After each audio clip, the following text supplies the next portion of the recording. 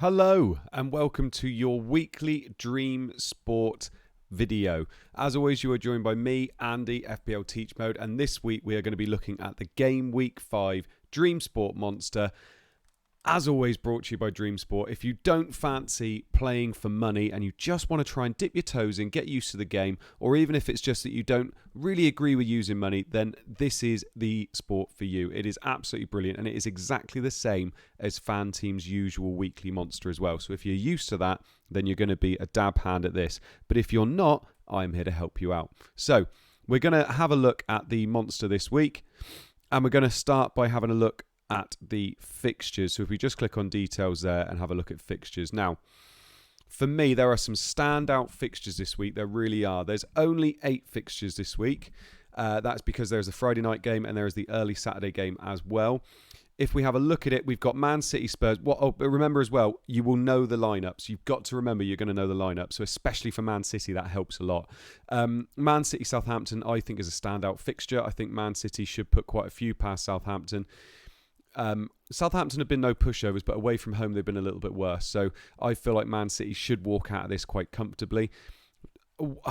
We don't know what kind of team's going to play here, but I think because we know what team will be playing an hour before we have to lock in, then you've got to go for some Man City assets. Norwich-Watford, I fancy Norwich to win this one, and I fancy Norwich to win this game to 0 as well. So I feel like Watford have been very, very poor in an attacking sense, and I feel like Norwich have had a really tough start to the Premier League, and yes, they haven't picked up many points, but actually I feel like they've played a little bit. I think people are very down on them at the moment, and actually maybe they don't have to be. I feel like players like Pukki or even players like Max Aarons and Brandon Williams could be worth a shout this week. Burnley, Arsenal, I'm actually backing Arsenal quite a lot. I've spoken about this before, and I feel like Arsenal are a team that are due an uptick, and they started last week against Norwich, and I feel like they're going to start the ball rolling a little bit. And I feel like Burnley have been very, very poor.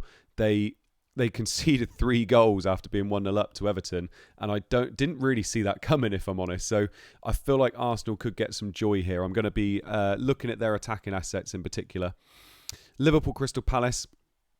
This is quite an interesting one because in the team I'm going to show you in a minute, and the team I'm going to make, I think I'm going to fade Liverpool.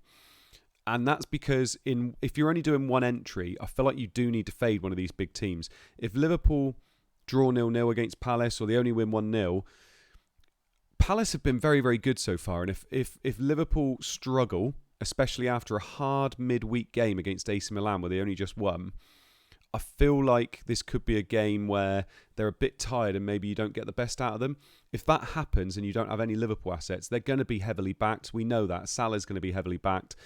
Jota probably, Mane as well, and probably Trent. If you haven't got any of those and they struggle, it could be the way to go. So I think Liverpool in this one I'm gonna fade, but that's not saying that that's the only option. But I feel like there is a way. There is something that it's telling me it could happen. Villa Everton I feel like could be quite high scoring. I feel like neither defences really know what they're doing at the moment, so I feel like that could be quite high scoring. I'm not really backing either though, so I'm not really sure which way that's going to go. Brighton, Leicester. Leicester usually do very well against Brighton, so I have gone for Leicester in this one that I'm going to show you. West Ham, Man United, I think it's going to be a tougher game than people think. I don't think it's going to be very high scoring. I feel like Man United edge it, but I'm not going to be paying the premium to get someone like Ronaldo when I feel like this is going to be quite low scoring, so I'm kind of avoiding that game, to be honest.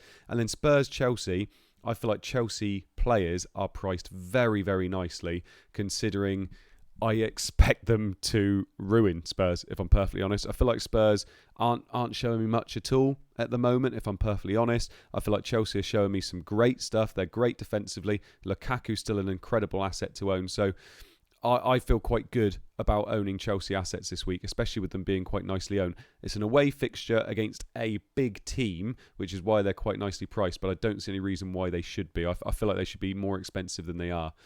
We've got a cool 107 million to spend this week, which is nice.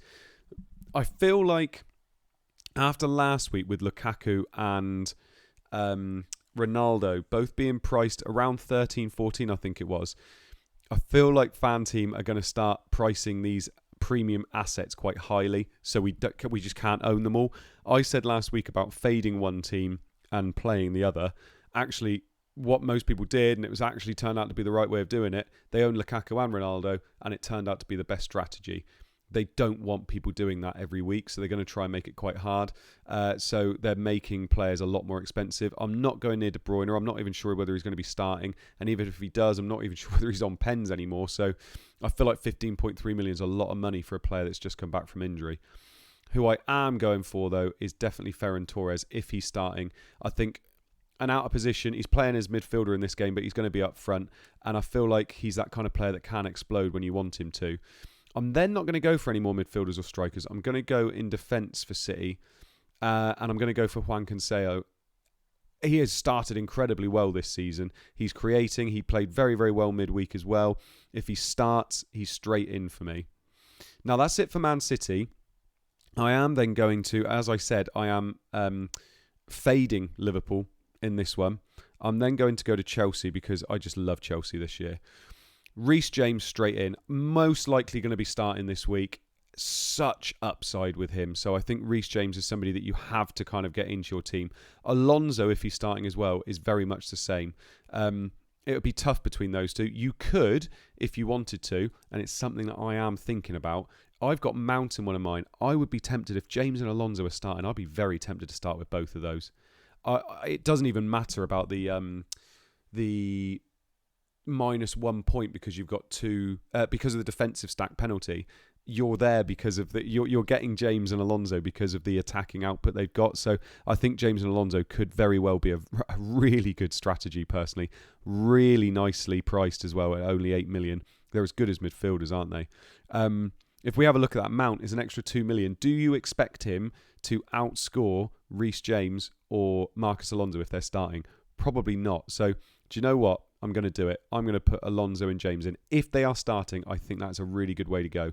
And then Lukaku, 10.7 million. Yes, please. All day, every day. Against Spurs, not showing us a lot. Lukaku showing us he is the spearhead of this attack. Yes, please. All day long. Right. Another team that I am quite high on this week, and I mentioned it there, is Arsenal. Aubameyang, straight away for me, he's going to be on penalties. He's starting to look a little bit better. He played quite well against Norwich, and they are having shots. They had quite a few shots against Norwich. I think it was over 12 shots, so I'm feeling quite good about Aubameyang myself. In midfield, I'm going to go for Pepe. I feel like Pepe is going under the radar a little bit here, and I feel like he's actually playing quite well, but they've obviously started very, very badly. So Pepe's going to come in for me there. And I'm also going to go for Kieran Tierney as well because of that upside. You can see that all my defenders there are wing backs. Don't normally go 4 at the back. I usually like 3, but I feel like with those 2 Chelsea lads, it is definitely worth doing, and that you can see the upside in that back line there. Now, another team that I'm quite high on this week because they always do well against this opposition is Leicester. What I think I'm going to do, because Castagna, I mean, his 6.5 million is great value there. Ricardo Pereira, 6.2. They really are good value, but I don't want to play 5 at the back. So I'm going to be going for Kasper Schmeichel in goal. I feel like against Brighton he could get a few saves, but I do expect them. Brighton haven't impressed me at all. Yes, they got a last-minute winner against Brentford, but it was in the 95th minute, I think it was. So for me, I think Schmeichel at the back is absolutely fine. I'm going to be going with Maddison because he tends to do quite well against Brighton whenever he plays. And then I'm going for that man on penalties, Jamie Vardy.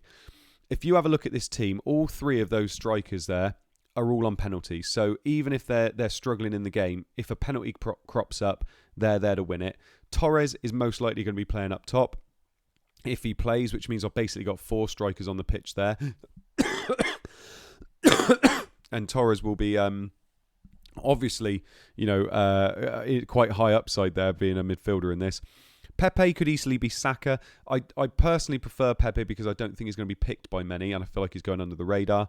Maddison is a pick where, on his day, he can do very, very well, and he does tend to do quite well against Brighton. And then Cancelo, James, Alonso, Tierney, I love that back 4. You could, I mean, this has got 4.3 million in the bank, so you could even go up to. God, it's tough to get to someone like Salah from that, but you could even upgrade Pepe if you don't fancy him. Let's just have a quick look if we wanted to do that. If we wanted to upgrade Pepe, how close are we to a Man City midfielder? Let's just have a quick look. We're still Gundogan. Could get Gundogan if you wanted to instead of Pepe. I don't mind that, actually. So Gundogan instead of Pepe, and we are 100k inside our budget. That's not bad. Gundogan, I mean, if he's starting and Torres is starting, that's not a bad pairing to have. So actually, I might go with that. I quite fancy that. So there you go. There is your 10-minute one. I've made my quick team, and I like this team. Schmeichel, Cancelo, James, Alonso, Tierney. Yes to that defence. Torres, Maddison, Gundogan. Yes, please, to that midfield. And then Lukaku, Aubameyang, and Vardy up top. Good luck with your entries this week. Thank you very much for listening again. And we will see you. And good luck. Oi, oi.